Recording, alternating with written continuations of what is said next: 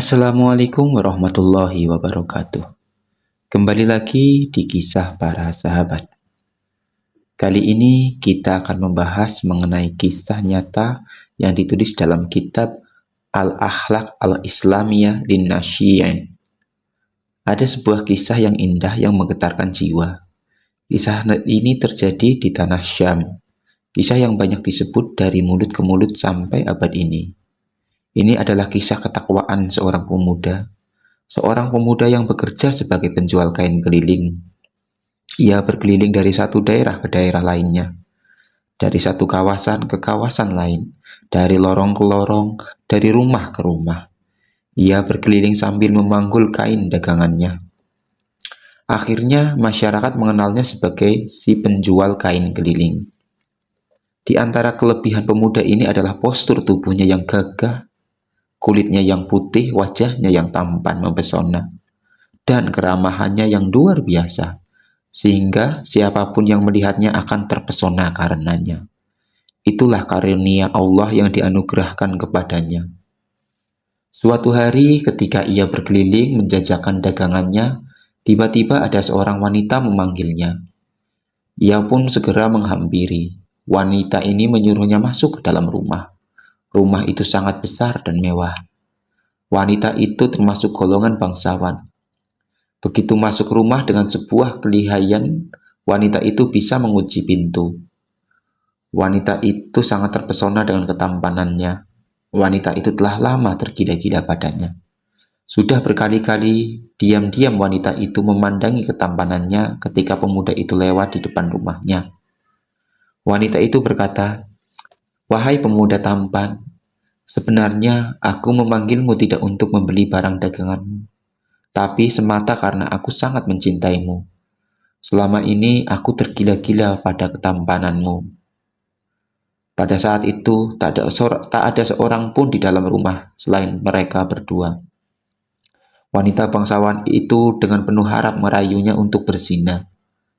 Sang pemuda pun mengingatkan dan menakutinya akan pedihnya siksa Allah. Namun, semua usahanya sia-sia belaka.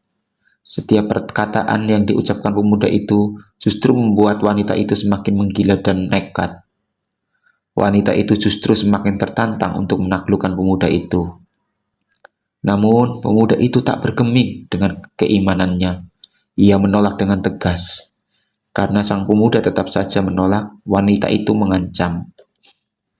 "Jika kamu tidak menurut apa yang kuperintahkan, aku akan berteriak sekeras-kerasnya dan mengatakan kepada orang-orang bahwa ada orang yang masuk ke rumahku dan ingin memperkosaku. Mereka pasti mempercayai ucapanku karena kedudukanku dan karena kamu telah memasuki rumahku. Akibatnya kamu akan binasa, kau akan dianggap penjahat paling nista, dan orang-orang itu bisa marah dan menggantungmu hidup-hidup." Wanita itu mengancam dengan serius. Pemuda itu terus berpikir bagaimana cara mencari jalan keluar. Ia tak mau maksiat, tapi juga tak mau mengalami hal yang konyol. Disumpahi banyak orang sebagai penjahat, lalu digantung tanpa ampun. Sungguh hal yang sangat menyakitkan. Beberapa detik kemudian, sekonyong-konyong terbitlah ide nekatnya. Terkadang tindakan nekat harus dilawan dengan nekat juga. Sambil tersenyum berkata, "Baiklah, bolehkah aku ke kamar mandi untuk bersih-bersih dahulu? Lihat tubuhku ini penuh dengan beluh yang baunya tidak sedap." Begitu mendengar ucapannya, wanita tersebut sangat gembira karena mengira ia akan menuruti keinginannya dan berkata dengan hati gembira, "Oh, tentu saja boleh, aduhai kekasihku dan belahan jiwaku. Sungguh ini adalah kesempatan luar biasa." Sang pemuda pun segera masuk ke kamar mandi. Ia mengatakan itu tadi sekedar hanya untuk menyelamatkan diri sesaat, mencari tempat yang tenang untuk berpikir. Sampai di dalam kamar mandi, tubuhnya gemetar karena takut terjatuh pada kemaksiatan. Wanita adalah perangkap setan. Tak ada seorang pun laki-laki dan wanita yang berduaan, kecuali yang ketiga adalah setan. Demikianlah sabda Rasulullah SAW. Ia pasrah kepada Allah. "Ya Allah, apa yang mesti aku lakukan? Berilah hamba-Mu petunjuk, ya Allah." Tiba-tiba tercetus sesuatu dalam pikirannya. Ia lalu bergumam, "Aku tahu pasti di antara golongan-golongan yang akan mendapatkan naungan pada hari tidak ada naungan lagi di hari kiamat adalah seorang pemuda yang diajak berzina oleh seorang wanita cantik dan berkedudukan." Lalu ia mengatakan, "Sungguh aku takut pada Allah. Aku juga tahu bahwa orang yang meninggalkan sesuatu karena takut pada Allah, maka Allah akan menggantinya dengan tempat yang lebih baik." Tidak sedikit orang yang menuruti hawa nafsunya, maka ia akan membawa penyesalan sampai akhir hayatnya. Jika aku lakukan kemaksiatan ini, Allah akan menghilangkan cahaya dan kenikmatan dari hatiku. Duhai Tuhan, tidak, sekali-kali aku tidak akan melakukannya. Tapi apa yang bisa aku perbuat? Apakah aku harus loncat dari jendela? Hal itu tidaklah mungkin karena jendela ini terkunci sangat kuat dan sulit sekali untuk membukanya. Kalau begitu, aku harus melumuri tubuhku dengan kotoran. Ya, aku harus melumuri tubuhku dengan kotoranku sendiri. Semoga jika ia melihatku seperti ini, ia akan merasa jijik lalu mengusirku. Benar saja, ia lalu berak dan melumuri sekujur tubuhnya dengan kotoran beraknya. Seluruh rambutnya, mukanya, dadanya, dan tangannya, dan semuanya, ia sendiri sebenarnya jijik. Bahkan ia mual dan sempat muntah. Sambil menangis ia berkata, "Ya Allah, ya Rob, karena rasa takutku padamu lah aku melakukan ini. Maka gantikanlah untukku yang lebih baik." Lalu ia pun keluar dari kamar mandi, dan begitu wanita tersebut melihatnya, ia terkejut bukan main. Ia merasa jijik. Ia menjerit dan berteriak dengan keras, "Keluarlah hai orang gila, dasar pemuda gila. Keluar kau, jangan kotori rumahku." Ia berjalan keluar dengan berpura-pura bertingkah laku seperti orang gila.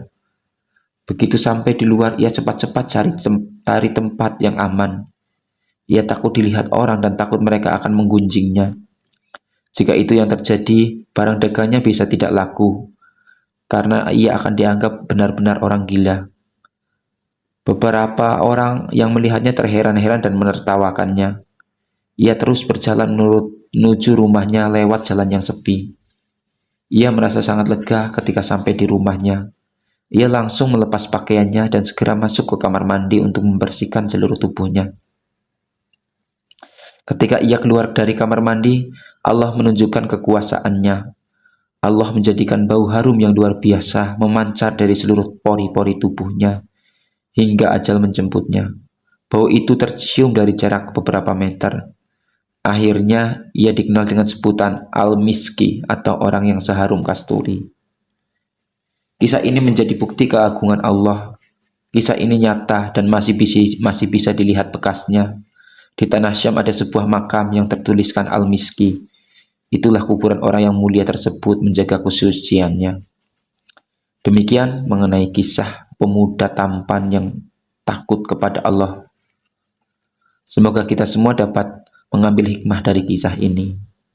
Jangan lupa untuk like, komen, dan subscribe channel ini agar terus berkembang. Saya doakan semoga kita semua panjang umur, sehat selalu, bahagia dan kaya raya. Billahi taufiq wal hidayah. Wassalamualaikum warahmatullahi wabarakatuh.